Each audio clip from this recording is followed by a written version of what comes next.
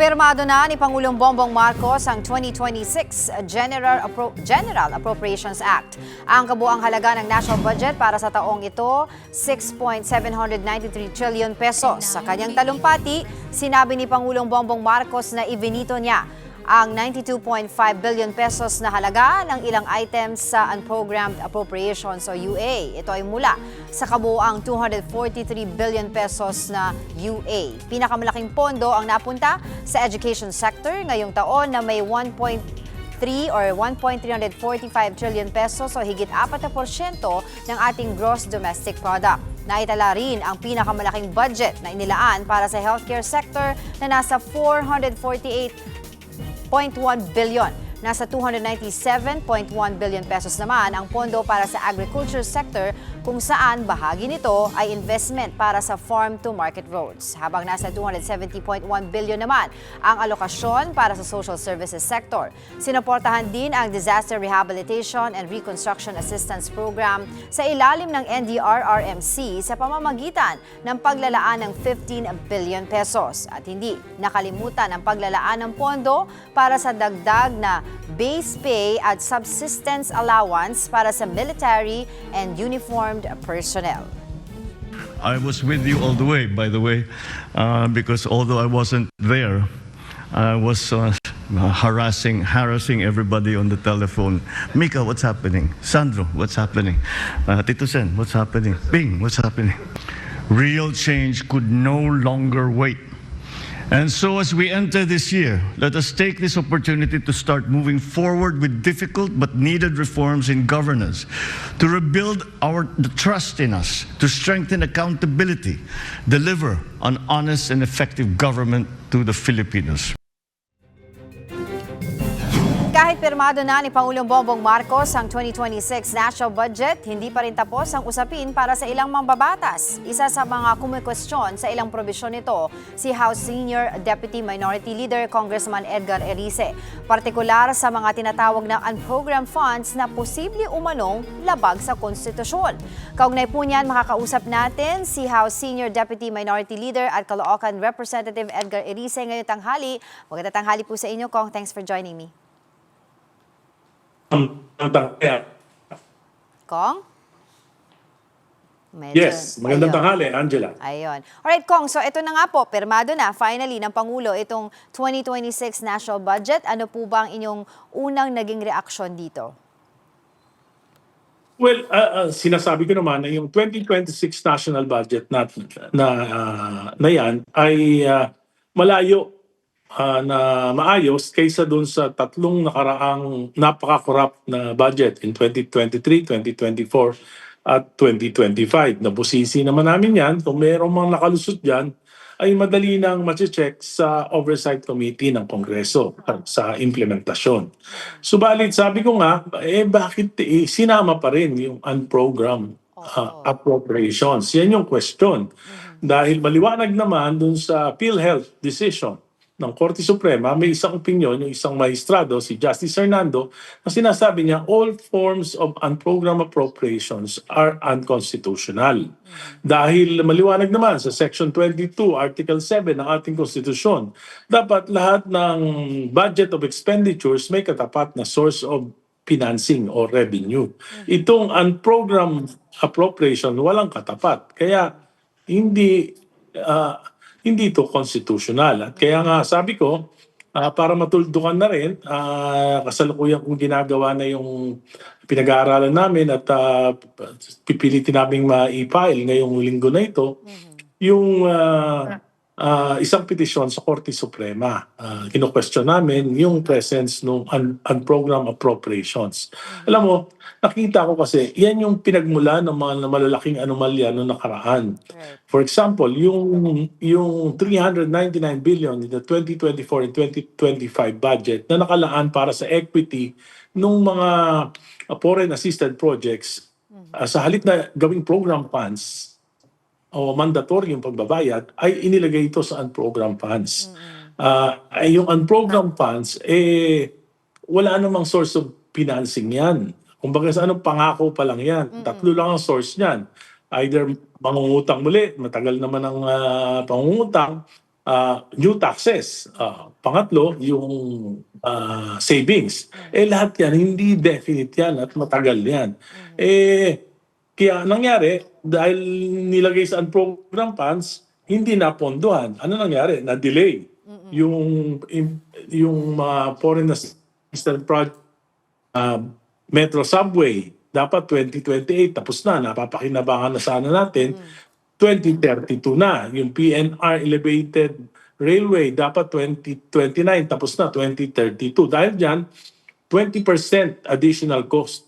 May mga commitment fees. Kasi nga, doon nga ilalagay saan program na wala namang ano. Gaya ngayon, nakalagay doon, hindi ko alam kasi yung binito ng presidente, hindi ko pa napapag-aralan. Pero nakalagay doon yung 43 billion para sa mga teachers gratuity retirement at yung mga local government Ano ko?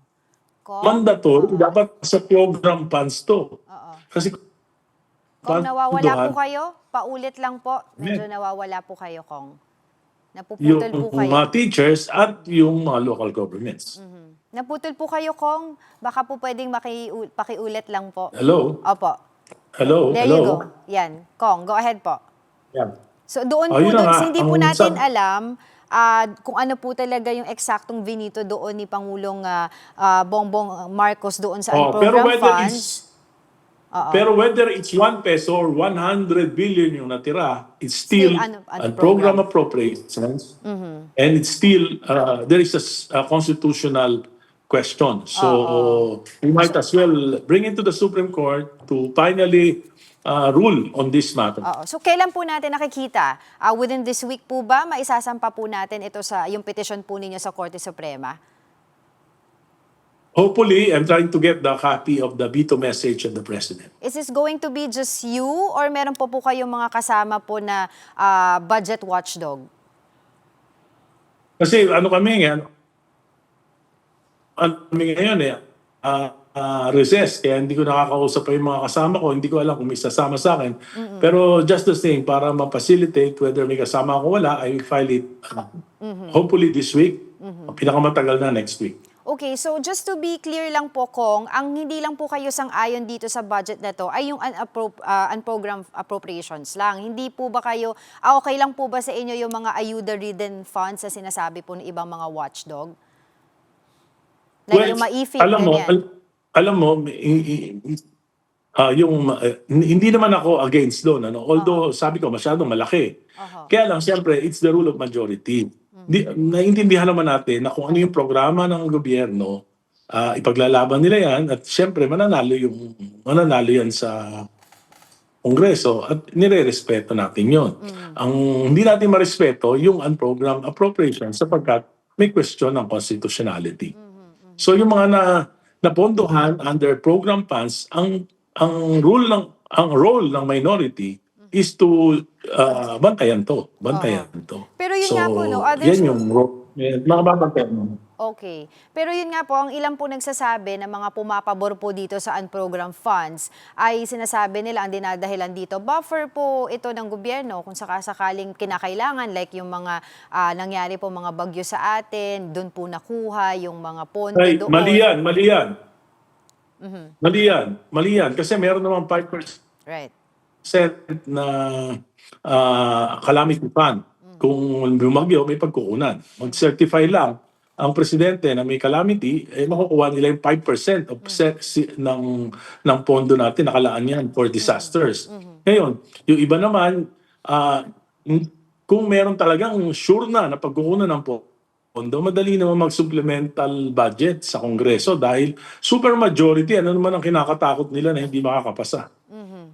But prior po mag-recess ang Kongreso, may mga nakausap po kayo na katulad po ninyo na sumasang-ayon po sa inyo na labag po ito sa konstitusyon natin. Yes, marami namang bumoto. Yes, marami namang bumoto against. Dito, like for example, si Representative Laila de Lima, Representative Chel Jokno, yung Makabayan Black, marami pang mga nasa minority ang tumutol dito. At isa sa dahilan ng pagtutol among others ay yung unprogrammed pero appropriations. hindi po kayo sure kung sasama po sila sa inyo sa paghain ng petisyon sa Korte Suprema? I will try to uh, connect with them. Kung may sasama ay papabasa ko muna yung kasi hindi pa tapos yung yung petition, and bago matapos yun kailangan namin makuha yung veto message ng presidente. So aside po doon sa unprogrammed funds, ano pa po yung nakikita po nating red Hindi flag? po legislators, anybody in the private sector can join us in in questioning the constitutionality of unprogrammed appropriations. Right. Pero kung yung question ko po, aside po sa unprogrammed funds, ano pa po yung nakikita po nating red flag sa 2026 national budget na dapat po natin ayusin o alisin sa tingin niyo po na hindi makatarungan na nandoon sa ating budget? Well, busisi naman namin yan. So ang question, marami dyan, yung sinasabi nila yung soft na pork. So ako naman as a long time congressman, alam ko rin na kailangan sa aming mga kongresista, maraming lumalapit. Okay lang na hindi kami magsalita, hindi kami magbigay. Makapag-recommenda man lang kami sa mga agencies na mabigyan ng tulong yung mga constituents namin. Okay na yun. Yung usapin po ng confidential funds, no? I remember nakausap ko po si Congressman Antonio Tino at isa po ito sa mga sinasabi po niya na bakit po tumaas itong confidential funds. Sa inyo po ba, meron po ba tayong nakitang problema dito sa ating confidential funds sa 2026 national budget? Kong? Talagang tumaas. Pero sabi ko nga, it's the rule of the party, it's the program of the president. Kong? Oo, naku. Ayusin natin yung ating... Oo. Sinalaulan. Naku.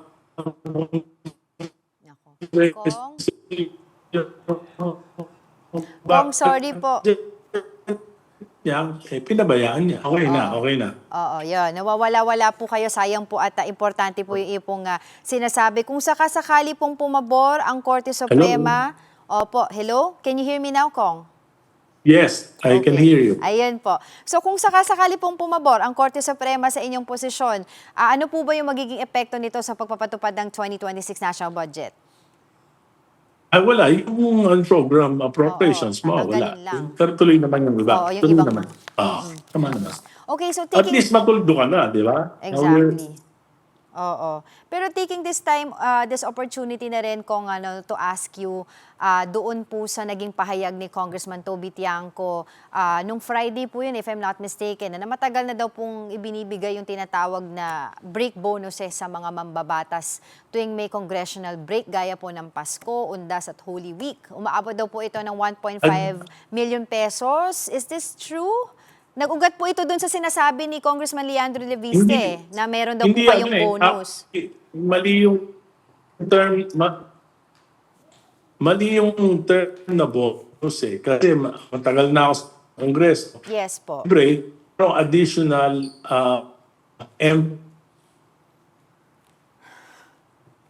Nako, nawawala. Let's try that again. Part ng MOE namin, sweldo ng aming mga empleyado sa district offices namin. So pagka December, may bonus sila. So saan namin kukunin yun kung hindi kami bibigyan ng additional na MOE funds kung wala pang bonus. For example, in my district office, ang monthly salary ng aking mga empleyado ay 600,000. So that's about 7.2 million a year. So pagka 13 month, an additional 600,000, 7.8 million a year. Diyan namin kinukuha yan sa MOE. At pati yung rental, utilities ng aming opisina, maabot yan ng mga 100,000 a month, yan ay diyan din ang gagaling.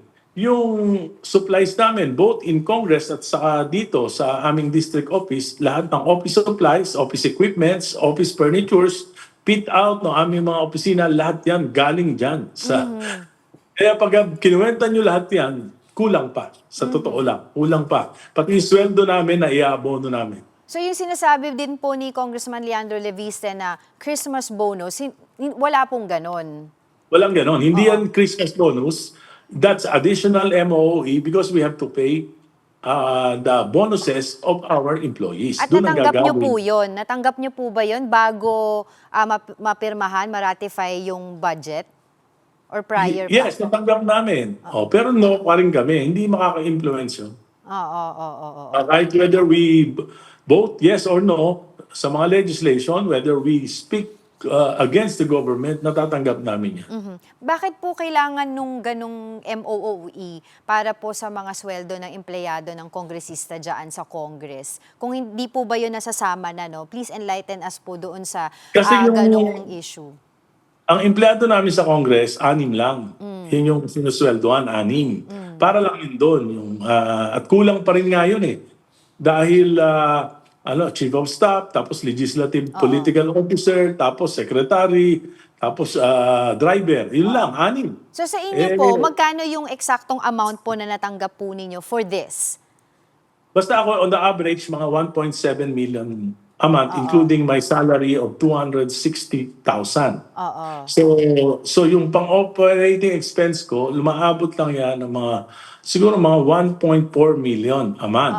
Ang payroll ko, 600,000. Ang rental ko, 100,000. Ang office supplies ko, 50,000. Ako bumili ng 11 computer, bumili ako ng mga office furnitures, inaabot ng mga 3 million pesos. Oo. Okay. Pero Kung kung... fit out ng opisina ko, maabot ng 1.5 million pesos. Kaya abonado kami.